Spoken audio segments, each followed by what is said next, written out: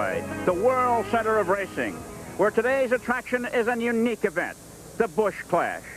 Hello, everyone. I'm Chris Economaki, and welcome to a different kind of auto race, a hell-for-leather sprint that could be over in as little as 15 minutes. It's not 500 miles, it's not 200, it's 50. And the 10 men lined up here earned their way in by winning pole positions at all the major races during last year's long season. The idea today is to get out front as quickly as possible and stay there. Now, let's meet the cast of characters. Jeff Bodine, still savoring his Daytona 500 win of last year. Rookie of the Year from Wisconsin, Alan Kowicki, who just got here with car trouble. I'll bet she's a bit nervous. And here's seasoned veteran Harry Gant, always in the hunt. And the next up, Darrell Waltrip, a man who has started in every clash since it began, a pro former winner, with a new car, a new sponsor, and a new team. Hey, Chris. Okay, and this wiry man, Ricky Rudd, fans are still remembering his remarkable overnight comeback from his high-flying 1984 crash. And it's said that still water runs deep. This aptly describes Terry Labonte, a former champion who holds the record for the Clash, and like Waltrip, on a new team this year. And the man of the moment, a two-time winner of the Clash, who after winning last year's Crash went on to win the national championship. The always rough and the always ready Dale Earnhardt.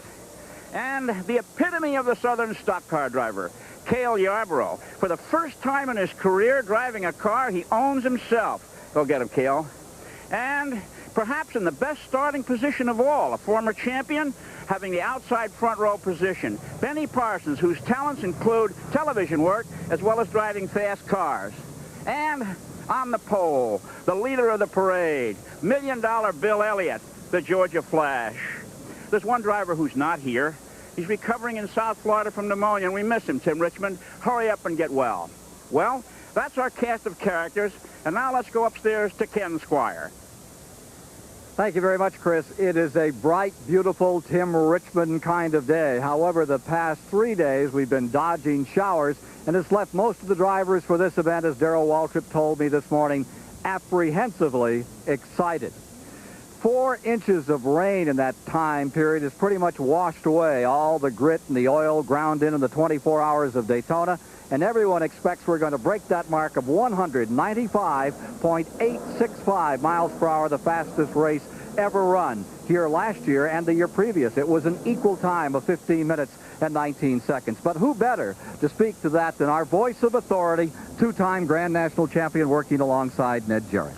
Ken, the conditions here today are conducive to high speeds. It won't surprise me to see them running laps well over 200 miles an hour in competition, and perhaps an average of over that as well. The temperatures are just right, and a little bit of wind blowing, which could affect them coming off of turn 2. Lots of streamlining on these cars at 200 miles an hour. How much drafting do you think we're going to see? The faster you go, the tougher it is to draft. We'll see a lot of it here today, but it's awfully tough to pass at the speeds that they're running over 200 miles an hour today. You really have to set yourself up right. But they did get in some draft testing time here yesterday afternoon, even as much rain as we've had. That should help to make for a closer race here today and for higher speeds. Right now, down below, country music entertainer Hoyt Axton, who just completed the national anthem, is about ready to give that command to get the Busch Clash for 1987 underway.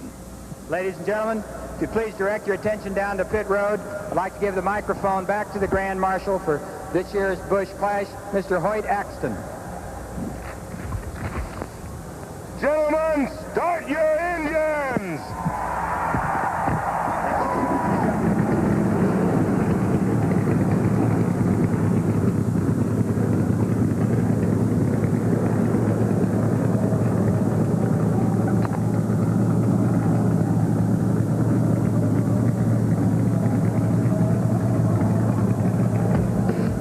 The 1987 Busch Clash is fun. Speed. There you see the weather, temperature 66 degrees. It'll be gusting up to some 25 miles per hour here today around this Daytona International Speedway. The field is now moving into the backstretch in the first of 2 preliminary laps. Big day on CBS. CBS Sports has a full card of super sports action for you today. Following our live coverage of the Busch Clash, we'll take you to Indiana for a key Big Ten matchup between #2 ranked Indiana Hoosiers and the Michigan Wolverines. And then it's off to the Kingdome in Seattle And that's the 37th annual NBA All-Star Game, all live today here on CBS. Field rolling down out of turn number 4 on the 31-degree banking of the Daytona Speedway. And we noticed the wind blowing from north to south here. That could affect them on turn 2 drastically as they get into the 200-mile-an-hour bracket. Standing by on pit road, here's Mike Joy. Ken, this is usually the busiest spot in stock car racing. Not today. In just 20 laps, there will be no pit strategy. All the strategy decided last night, this morning, and after the green flag drops. I went to the drivers and asked, if this were a dance, do you have a partner lined up? Jeff Bodine says, no, it's more like a disco. You just get up on stage by yourself and dance. Darrell Waltrip says, you get out there in the middle of the floor and pick somebody. You just know who you're dancing with. Cale Yarborough just laughed at the question, and Benny Parsons says, dance? No, he says, this is high-stakes poker. But these fellas fill a useful role. The crew chiefs are in two-way radio communication with their drivers, with lap times, trade information.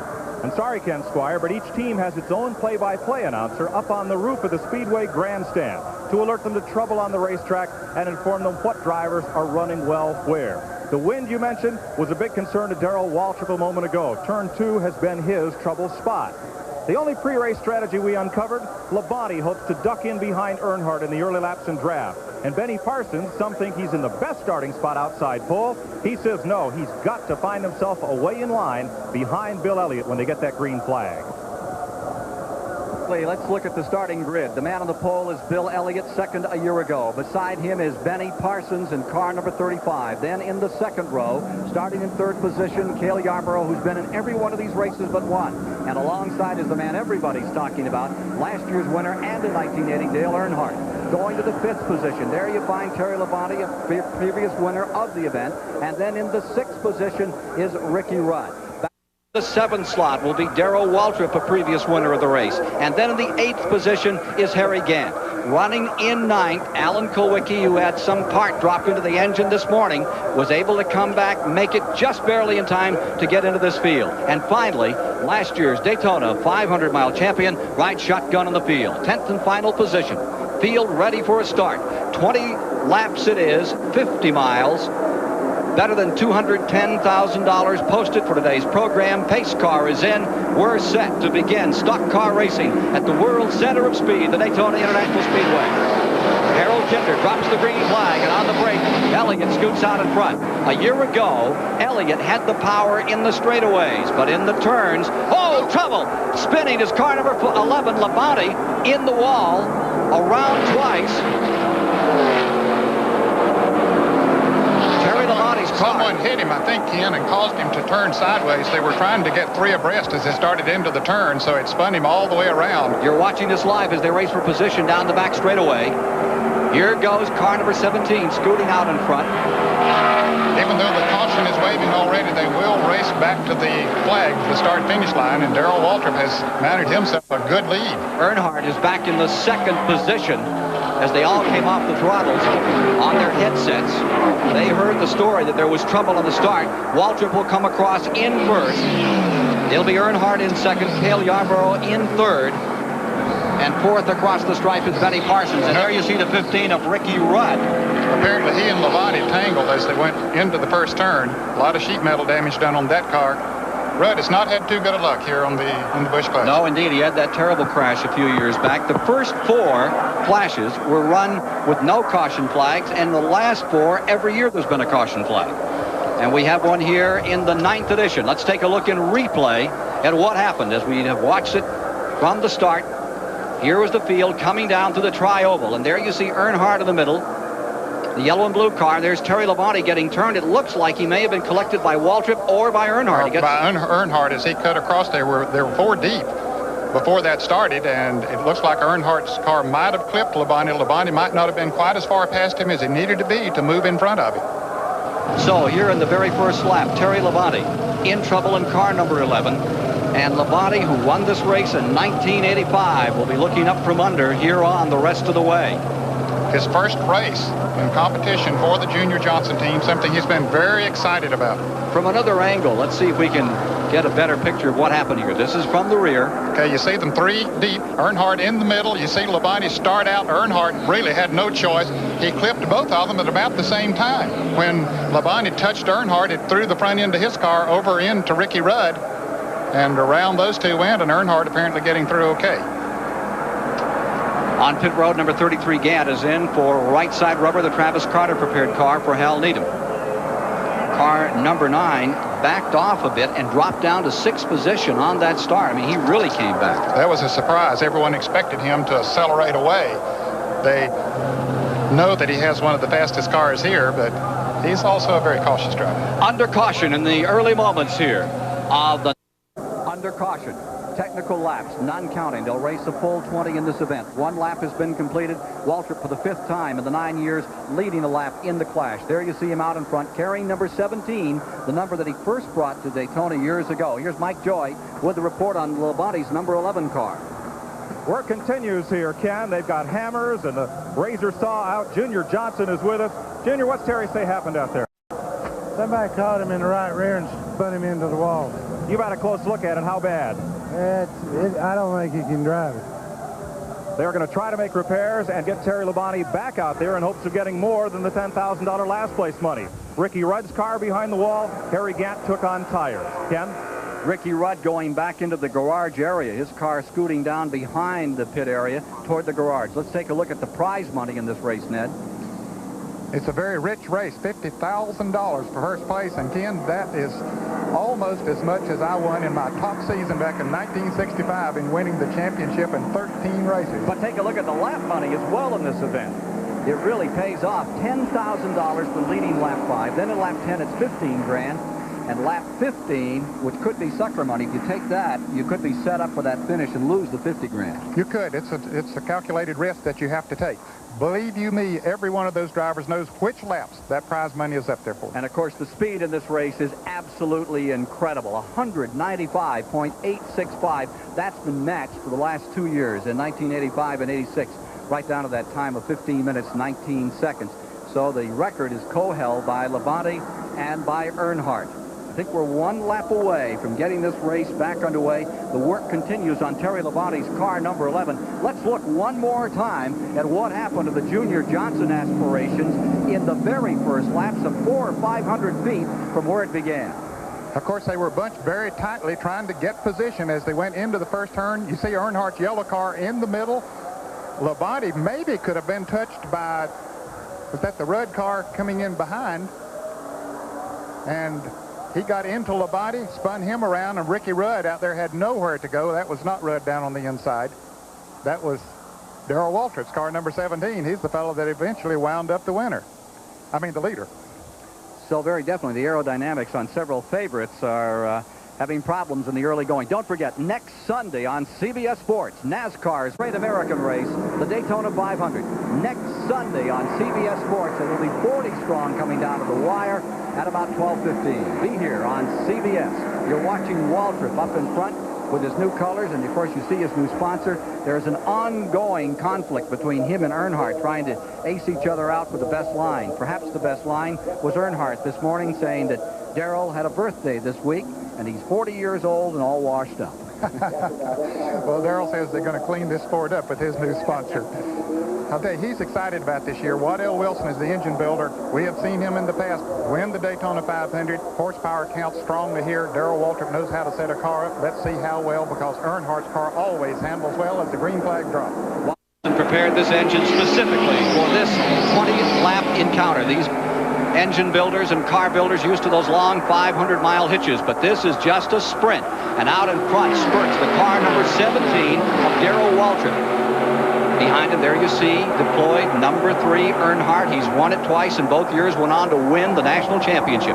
Into the back straightaway. Winds gusting across there at some 25 miles per hour. That's the one place in the track that could be an Achilles heel for any of these cars with aerodynamic problems. They get hit by just a little breeze. could give him problems there. It certainly can. Off of turn 2, Waltrip's car is really flying down the straightaway, and it looks like he's going through the turns well as the others begin to bunch up again. We'll see if that helps them or hurts them. And here comes Bodine down to the bottom of the track. Remember, he started 10th. As they come to the tri-oval, he's working his way up into 4th, challenging Cale Yarborough. Bodine, last year's winner, won 2 Winston Cup races, 5 in his career, is down to the bottom side of the yellow and white car, getting a great handle. That's where they said Earnhardt could win this race, bottom of the racetrack. But as you see right now, just pulling tremendous horsepower down the back straightaway. Waltrip's in front. Earnhardt's in second. Bodine now comes to third. Ken, some people have said that Darrell Waltrip wouldn't drive fast on a high-speed racetrack. Here's Jeff Bodine driving very fast as he goes around Earnhardt. He wants to prove to the world that maybe he hasn't had the car that would run that fast on super speedways. Waddell Wilson does build that fast. Take a look at Bodine continuing to motor through the field. Tim Richmond just called. Wish everybody in this field good luck. There's you watch Waddell Wilson peering on, his car out in front. Richmond says he'll be back in May. We miss you, Tim. Need you out here in this race. 202 mile an hour lap the last time by. They were averaging 202.7 on your leader, number 17, Waltrip. And Bodine from out back now comes into second spot and scampers after the leader in the back straightaway. Here they are, up to about 250 miles per hour, and look who's coming now. It's Bill Elliott, car number 9. Remember last year he had the horsepower but didn't have the handle in the corners. This year it looks like he's got them wound together very nicely in a package delivered by his brother Ernie Elliott, and he's closing on that second place car, Bodine. And the second place car is closing on the leader. 4 laps of the 20 now complete. Just 50 miles for $200,000. Waltrip out in front, and he said yesterday, I want to get out in front, I want to stay out in front. He's leading by some 15 car lengths. The story is second position. A Ford has never won this race. It's a Ford in third place with Bill Elliott at this moment, and closing on Bodine. Back straightaway. Look at Elliott on the haul. There's your leader, 17 in front. The battle just behind as Bill Elliott in car number 9 closes in and takes a shot. Meanwhile, moving under Darrell Waltrip, the aerodynamics must have been rumpled on car number 3. Cale Yarborough moving up again. There comes Elliott in the red Ford Thunderbird. Ford never winning. 2 Oldsmobiles won it the first 2 years. Then Buick won it for a couple of years, and Chevrolet for the last 4. In the last lap, the second place car picked up 0.2 of a second on Darrell Waltrip. When Elliott moved up on Jeff Bodine's bumper, that picked their speed up, so they should be able to draft up to him. Bodine looked like he might have been showing smoke in turn number 2. Those 2 cars running in tandem, second and third position, trying to close in the leaders, and now they single file in the draft. 2 cars running nose to tail, run so much faster than 1 car by itself. But this car looks like it's overhauling everybody out here. There's the time coming up. Give you the speed on this lap. Now they break out a formation out back. That will cost them. But notice Bodine and Elliott running nose to tail, trying to close. 200.893 miles per hour. Remember, those yellow laps did not count. They take the time. They start here at the start-finish line. Here they finish. They do not count the caution laps in the sprint race. Leader, Waltrip, and definitely his lead is disappearing. Yes, it is. Bodine is picking up, and with the help of Bill Elliott, and Elliott knows that. So he's going to be content to sit there in the third position at the moment until they get to the front. Yarborough is 4th, Earnhardt is 5th, Gant is 6th, Parsons is 7th, Kowicki is in 8th. Here they come, and look at this close by Bodine, bottom of the racetrack. He does have the handle. Crowd on their feet, and it's a big one here today. As they come back into the tri-oval, Elliott drops on the inside. The Ford of Bill Elliott goes beneath the Chevrolet and closes up on that Chevrolet that's in front. $10,000 bonus at lap 5 collected by Waltrip as his own team under the Rick Hendrick colors this year. Waddell Wilson, master engine builder. And as we mentioned, he put one together that he says is a hand grenade. It will last 20, it might not last 25 laps. Here comes car number 9, Elliott closing in, moving ever so much closer to that leader, make you to drive on the inside. Elliott hustling down to the bottom of the racetrack, going for the lead. They're wheel to wheel out of turn number 4. And Bill Elliott is taking the lead as they come by to complete lap number 8. First time Elliott has led in the Clash since '83, when he had first place for 9 laps. and that's something that has sort of bothered him. And with the domination that he's shown in other races here at Daytona, he just simply hasn't been able to do it in this race, but they've worked. They've got that car set up right. When he can pass on the low side of the racetrack like he did, Ken, the car is working. But remember, Ned, when he led those laps, he finally wound up third that day. Very true. And here's Waltrip. And that's not running the way Waltrip had it designed. He wanted to stay out in front, and motoring down the inside, Elliott really looks strong. You see how high Darrell's car goes as it goes into the turn. The car apparently is a little bit loose. That means the back end's not sticking quite as high as he would like. And remember that Waltrip was bumped in that incident at the very outset of the event. That can very definitely foul up the aerodynamics of the car. $15,000 coming up to the leader of this next lap. Let's see. They know it. Let's see what they're going to do. It's a tremendous three-car battle up in front. Elliott is there, then two Chevrolets running side by side. Bodine getting a better handle, and I think the handle has gone away on car number 17. Here's Bodine taking the shot on the inside, and then further back, there you see the fourth-place car, Earnhardt. Right with him comes Benny Parsons in the fifth, number 35, back to the leaders. Scooting out in front, checking the elapsed time to see if we're on a record now. Here you see the record time for 10 laps halfway, 7:39.5. Here they are to the line. They're on the record, 7:35.6. They are on the record, and closing in comes Waltrip. They could bust it. Remember what that is, 195.8 miles per hour. Fastest race ever run. You may be watching it live here on CBS, being shattered this afternoon. Back straightaway here at Daytona. Elliott's in first. What does Waltrip have in mind? In car number 17, we'll know in just a few moments.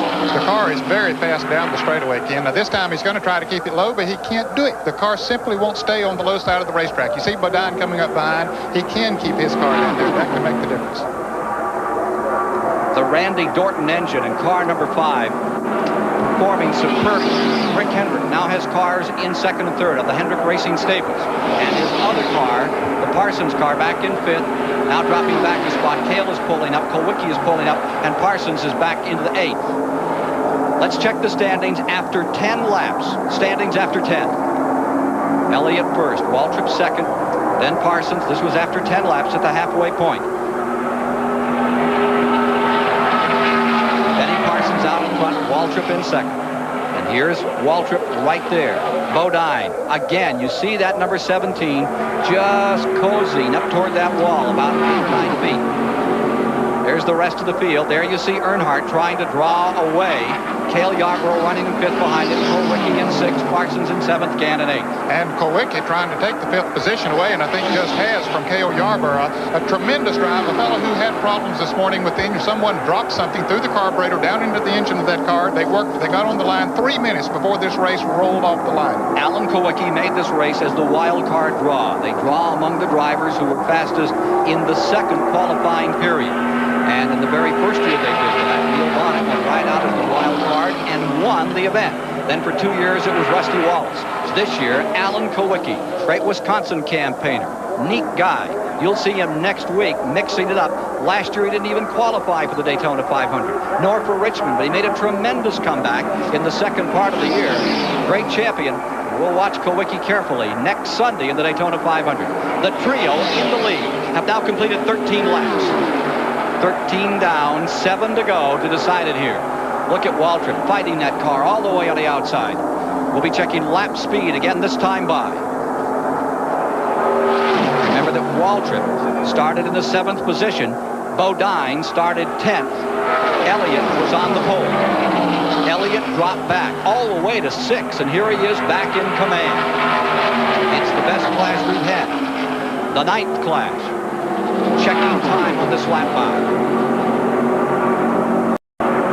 Into the tri-oval, 17-degree banking. 45.1, 199.556 miles an hour. He's backed up a little. Yes, he has. As the tires heat up a little bit, Ken, they don't adhere to the track quite as much as they do when they're cooler. Plus the fact that Waltrip's car is not handling well in the turn, going high. That's actually slowing Bill Elliott down. Is dragging him down a little bit. If he was able to stay right on his back bumper, it could pick the speed up. The record at 10 laps is a new 195.22. 192.8 miles per hour. And remember, they had to come to full speed twice in this race. We'd be up around 198 or 199, but they had to come back up. They brought them across the line about 80 miles per hour to take the green in the resumption after that first lap incident. If you missed it, Terry Labonte's car getting badly wrapped just 500 feet the other side of the finish line, going toward turn 1 right there. It nosed into that wall. You can see the tire marks up against the wall where it spun and collected the concrete twice. Turn 1. 3-car draw. Which one do you want? Waltrip is certainly sitting in the position, Ken, if he could just keep his car lower on the racetrack. Maybe he's doing that. You know, maybe he's playing a little possum with him there. And the last lap dropped back to 198.8, which means that Elliott is playing with his field. He is not showing everything he's got. Here's Bodine taking the shot on the inside. Second place in question. Number 5, Bodine is down there. And again, Waltrip is able to fend him off. Tremendous horsepower on the straightaway. Ernie Elliott built the engine in car number 9. They changed engines 2 days ago. Here comes Waltrip, sneaking a peek on the outside. The Waddell Wilson engine. 650 plus, probably 675. You can put your foot on as you flat-foot it down the back straightaway here at the World Center of Speed. Next Sunday, live, the Daytona 500, the Great American Race on CBS. Car number 5, Bodine, inside again. Waltrip high side. Great dice, and they'll lose time here. This could be all that Elliott needs to say goodbye. Very definitely. Bodine made his move a little bit earlier that time, Ken, as he came off of turn 2, hoping that he could go past before he got to turn 3. It didn't work, so he's back in 3rd place again. 17 laps complete. 17 complete. Record at 15 laps.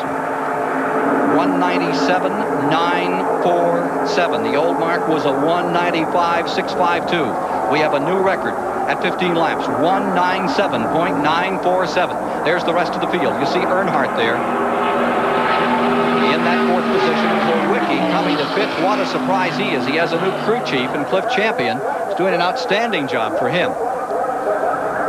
And back up front, they are really dicing with each other. Bodine knows that he needs to get by Darrell Waltrip before the white flag drops, Ken. 2 to go this time by. 2 to go. Elliott trying to give Ford their first victory in the Clash. Preview of next week, Ned? Oh, yes. And we only have 25% of the cars in this field. Imagine 4 times this many. And for 500 miles. Out of turn 2. And that's where the wind, you can see it on Waltrip's car for just a moment. Those gusts just lift that nose up. And at 200 miles an hour, it sets you over 2 or 3 feet. Here's Waltrip trying to close. Now it's show and tell time. 18 and a half laps complete. It paid $10,000 at lap 5. It paid $15,000 at lap 10. It paid $10,000 for lap 15. It'll pay $50,000 for lap 20. Okay. Made his move off of turn 4 this time, and it worked for him now. Has Bill Elliott gotten too far away? They got the white flag. 1 to go. Last time around. Here's Bodine in 2nd place, and he's got about 10 to 12 car lengths to make up. And that's a lot of making up to do. Waltrip takes the high side. Let's see if he tucks in behind and takes one more stab at trying to contain $1 Million Bill.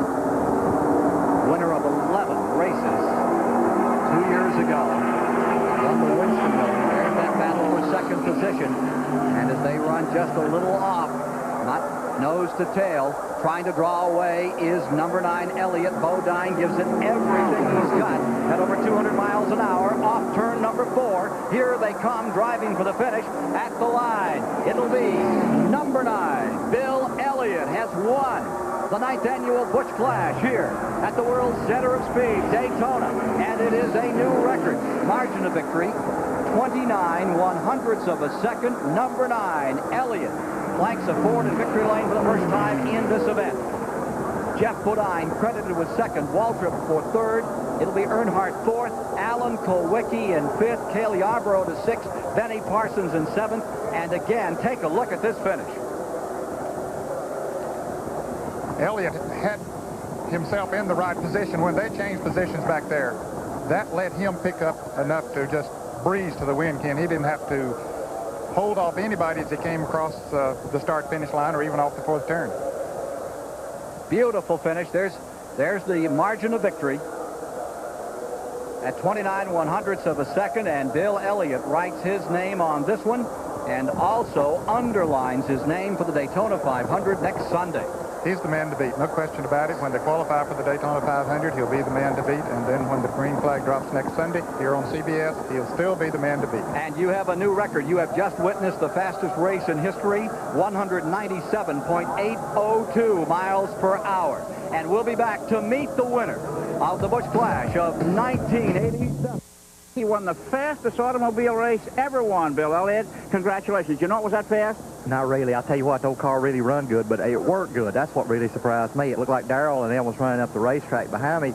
They could run up to me down the straightaway. When they get to the corner, they'd slide up, and I could stay on the bottom real good. I saw you coming down low on the backstretch a lot. Was that a little maneuver you were doing there? I was trying to keep them racing side by side. That's what I was trying to do, and I did a good job on that. Tell us about that first lap episode. Were you close to that? Did you see what happened? No, not really. I looked up in the mirror, and I saw Labonte sideways, and I just got out of the ice because I thought that, they'd just totally restart the race, and then all them other cars went by me, and I called in and asked Ernie. He said, where you at? I said, oh, okay, so we'll go from there. Everybody's got to be someplace. What does this mean for next Sunday, Bill? Well, it means a lot. To come in here and do this. It looked like a lot of people had a lot of trouble coming into the race because I don't think the lack of practice and all that stuff seemed to have hindered a lot of teams.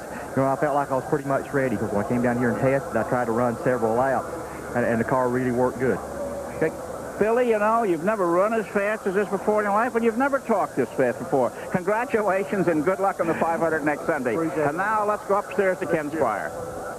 15 minutes, 10 seconds was the time to run this one off, standing alongside a two-time winner of the Clash who hopes so much to be out here today. He'll be carrying one of our CBS in-car cameras next week in the Daytona 500. What about next week, Neil Bonnet? Ken, well, the handwriting's on the wall. We've got our work to do this week to get prepared for the 500. Bill's shown us the Ford superiority in the corner, and we got some Chevrolets and Pontiacs I think can get after him, so we got to go to work. Any surprises here today in this race for you, Neil? Well, I wanted to see the strength of Bill Elliott. I think that everybody in this garage has wondered how strong he was, and after that kind of a fluke start of the race, and they made him go back in the rear and come up there, he had to show his hand, and it's as strong as everybody thought. Thank you very much, Neil Bonnet. You'll see him in the Raymock car next week here in the Daytona 500. We'll be back with more from the World Center of Speed right after these. Right to Chris Economaki. Today's race is a big head start on the Daytona 500. Those who didn't want to know they have a lot of work to do. But let's not lose sight of what happened on the track here today. In an age where drivers have to be corporate spokespeople, financiers, and public relations practitioners, it's nice to know that, and refreshing to watch a race and with old boyhood boast, my car is faster than your car, was run. So it's on to the 500 next Sunday. No other sport has its most important race at the very beginning of the season. And what we saw today was a clash. And what we're going to see next Sunday is a war. A harbinger of things to come for sure. Ford is the car to watch for in the 500 next week. Bill Elliott has proven that as we take a look at the final standings. Bodine coming in second, Waltrip in third. Ricky Rudd finishing in 10th after his car went out early from the event. Terry Labonte also having problems in that very first lap skirmish. For Chris Economaki, Ned Jarrett, and Mike Joy.